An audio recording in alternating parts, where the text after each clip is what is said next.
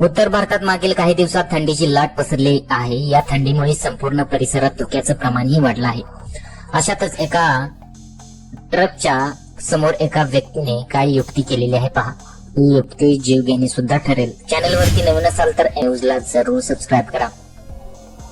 सध्या video social मीडियावर तुफान व्हायरल होत असून या व्हिडिओला नेटकऱ्यांनी संताप व्यक्त केलेला आहे. ट्रक चालकावर आणि ट्रकच्या बाहेर उभे राहिलेल्या व्यक्तीवर कारवाई करावी अशी नेटकऱ्यांकडून मागणी करण्यात येते. व्हिडिओच्या कमेंट बॉक्समध्ये एका युजरने लिहिले आहे की आम्ही व्हिडिओ अनेक वेळा बघितला पण आम्हाला कुठेही धोके दिसून आले नाही. तर आणखी एक युजरने लिहिलेले आहे की कधी पडून जीव जाईल सांगता येत नाही. तो व्यक्ती नक्की धोक्यामुळेच पुढे उभा राहिलेला आहे का याची अजून खात्री पटलेली नाही.